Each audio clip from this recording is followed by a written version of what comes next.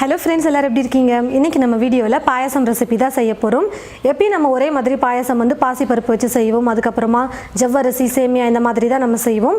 ஆனால் இன்றைக்கி கொஞ்சம் வித்தியாசமாக வீட்டில் கடலைப்பருப்பு எல்லாருக்கிட்டையுமே இருக்கும். அந்த கடலைப்பருப்பை வச்சு தான் நம்ம பாயசம் செய்ய போகிறோம். ரொம்ப ஈஸியாக, ரொம்ப டேஸ்டியாக, இன்ஸ்டண்ட்டாக வீட்டில் இருக்கக்கூடிய கடலைப்பருப்பை வச்சு தான் நம்ம செய்ய போகிறோம்.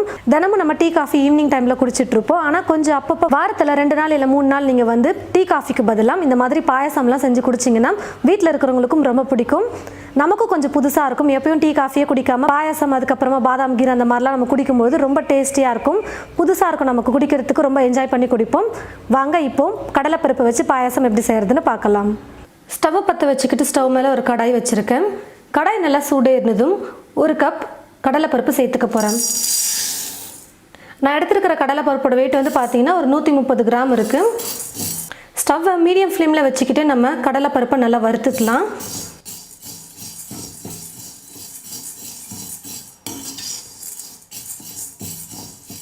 பாருங்கள் ஃப்ரெண்ட்ஸ், கடலைப்பருப்பு சேர்த்துட்டு ஒரு 4லேருந்து 5 நிமிஷம் ஸ்டவ்வை மீடியம் ஃப்ளேமில் வச்சுக்கிட்டே நல்லா நான் வறுத்துக்கிட்டேன். பருப்பு வறுப்பட கொஞ்சம் நல்லா மணமாக வர ஆரம்பிக்கும். அப்போ நம்ம ஸ்டவ் ஆஃப் பண்ணிக்கிட்டால் போதும். ரொம்ப கலர் மாறுற வரைக்கும் நம்ம வறுக்கக்கூடாது. கடலைப்பருப்பை வறுத்ததுக்கு அப்புறமா தண்ணி சேர்த்து ஒரு 2லேருந்து 3 முறை நல்லா அலசிட்டு ஒரு குக்கரில் மாற்றிக்க போகிறேன். கடலைப்பருப்பை கழுவி குக்கரில் சேர்த்ததுக்கு அப்புறமா தண்ணி சேர்த்து நம்ம வேக வச்சுக்கலாம். பாயசம் உங்களுக்கு எந்த அளவுக்கு வேணுமோ தண்ணி நீங்கள் பார்த்து வச்சுக்கோங்க. பருப்பு வேகும்பொழுது தண்ணியும் ட்ரை ஆகிடும், அதனால் கொஞ்சம் நான் எக்ஸ்ட்ராவே வச்சுக்கிறேன். குக்கர் மூடி போட்டு மூடி வச்சுட்டு ஒரு 5 விசில் விட்டு நான் எடுத்துக்க போகிறேன். பருப்பு நல்லா வேகணும், மசிக்கிற அளவுக்கு நல்லா வெந்து வரணும். அதனால் நீங்கள் ஒரு 5-6 விசில் கூட வச்சுக்கலாம். 5-6 விசில் விட்டு எடுத்துக்கிட்டேன். விசில் வெயிட்டும் குறைஞ்சிருச்சு. கடலைப்பருப்பை நம்ம கையில் எடுத்தோம்னா நல்லா மசியணும், அந்த மாதிரி வேக வச்சு எடுத்துக்கோங்க. இந்த மாதிரி கொஞ்சம் கடலைப்பருப்பை நம்ம மசிச்சு எடுத்துக்கலாம். ரொம்ப முழுசாக இருக்கக்கூடாது, ஓரளவுக்கு கொஞ்சம் உடஞ்சிருக்கணும்.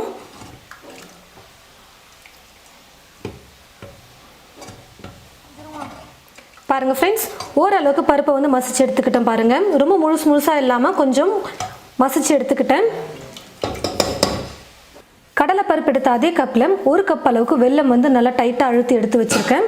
இப்போ இந்த வெல்லத்தை ஒரு பாத்திரத்தில் சேர்த்து கரைச்சிக்கலாம். ஸ்வீட் கொஞ்சம் அதிகமாக இருக்கிற மாதிரி வேணும்னு நினச்சிங்கன்னா 1/4 கப் அளவுக்கு கூட நீங்கள் சேர்த்துக்கோங்க. நான் கொஞ்சம் மீடியமாக தான் செய்கிறேன். வெல்லம் கரையிறதுக்காக மட்டும் தண்ணி ஒரு 3 ஸ்பூன் சேர்த்துக்கோங்க போதும், ரொம்ப அதிகமாக சேர்க்க வேணாம். கடலைப்பருப்பு வேக வைக்கும் போதே நான் தண்ணி அதிகமாக சேர்த்ததுனால இப்போ நான் தண்ணி சேர்க்கல. வெல்லம் நல்லா கரையட்டும்.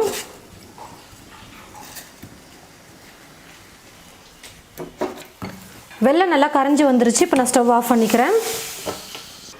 1 கப் தேங்காய் கட் பண்ணி எடுத்து வச்சுருக்கேன். இப்போ இதை மிக்ஸி ஜாரில் சேர்த்துக்கிட்டு தேங்காய் கூட கொஞ்சமாக தண்ணி சேர்த்து நல்லா நைஸாக அரைச்சி எடுத்துக்க போகிறேன். நம்ம தேங்காய் பால் தான் எடுக்க போகிறோம், அதனால் ரொம்ப அதிகமாக தண்ணி சேர்க்க வேணாம். கொஞ்சம் திக்காக தேங்காய் பால் கொஞ்சமாக தண்ணி சேர்த்து அரைச்சி எடுத்துக்க போகிறேன். மசிச்சு வச்சுருந்த இந்த கடலைப்பருப்பை பார்த்திங்கன்னா ஒரு பாத்திரத்துக்கு நான் மாற்றிக்கிட்டேன். இப்போ ஸ்டவ்வை பற்ற வச்சுக்கிட்டு ஸ்டவ்வை மீடியம் ஃப்ளேமில் வச்சுக்க போகிறேன். தேங்காய் பார்த்திங்கன்னா கொஞ்சமாக தண்ணி சேர்த்து நல்லா நைஸாக அரைச்சி எடுத்துக்கிட்டேன். இப்போ இதுலேயே நம்ம தேங்காய் பால் சேர்த்துக்கலாம். இந்த மாதிரி வடிகட்டி யூஸ் பண்ணி நீங்கள் தேங்காய் பால் எடுத்துடலாம். அப்படி இல்லைனா காட்டன் துணி போட்டு கூட பாலை நல்லா தனியாக பிழிஞ்சு எடுத்துக்கலாம். ரொம்ப அதிகமாக தண்ணி சேர்க்க வேணாம், ஒரு 5 ஸ்பூன் 6 ஸ்பூன் அளவுக்கு தண்ணி சேர்த்தாலே போதும். நல்லா திக்கான தேங்காய் பால் தான் வேணும்.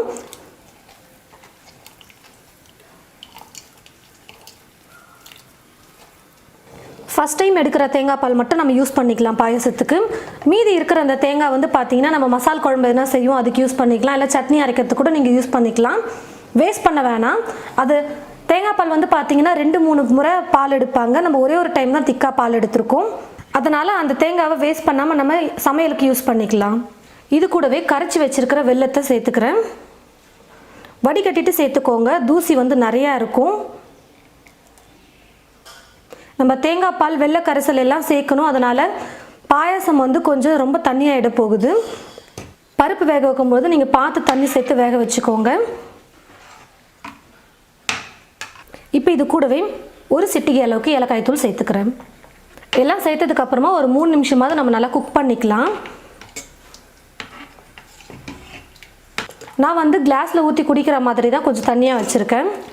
ஒரு சிலர் பார்த்திங்கன்னா ஸ்பூனில் அள்ளி சாப்பிட்ற மாதிரி கெட்டியாக சாப்பிட பிடிக்கும், அந்த மாதிரி கூட நீங்கள் வச்சுக்கலாம்.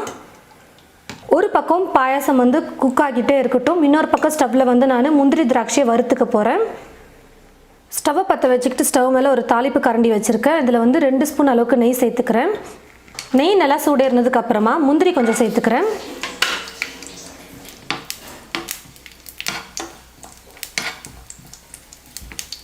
முந்திரி ஓரளவுக்கு பொன்னிறமாக வறுபட்டதும் உலர் திராட்சை கொஞ்சம் சேர்த்துக்கிறேன்.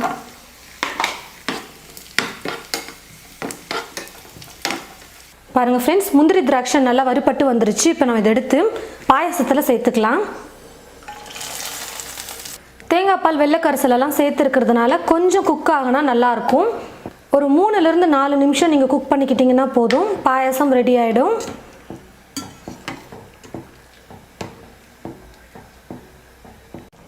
பாருங்கள் ஃப்ரெண்ட்ஸ், 4 நிமிஷம் நான் குக் பண்ணிக்கிட்டேன். இப்போ பாயாசம் ரெடி ஆகிடுச்சு. ஓரளவுக்கு கொஞ்சம் திக்காகவும் வந்திருக்கு பாருங்கள். பாயாசம் குடிக்கிறதுக்கு கரெக்டான பதத்தில் இருக்குது. இப்போ நான் ஸ்டவ் ஆஃப் பண்ணிடுறேன். மாட்டிங்க இது போல் நீங்கள் கடலைப்பருப்பு இருந்ததுன்னா வீட்டில் உடனே இந்த மாதிரி பாயாசம் செஞ்சு பாருங்கள். நீங்கள் தேங்காய் பாலுக்கு பதிலாக நீங்கள் பால் கூட சேர்த்துக்கலாம், பசும்பால் கூட காய வச்சு நீங்கள் சேர்த்துக்கலாம். கண்டிப்பாக எல்லாருடைய வீட்லேயும் கடலைப்பருப்பு இருக்கும். பாயாசம் சாப்பிடணும்னு ஆசை வந்ததுன்னா உடனே நீங்கள் கொஞ்சம் நேரத்திலேயே பாயாசம் ரெடி பண்ணிடலாம்.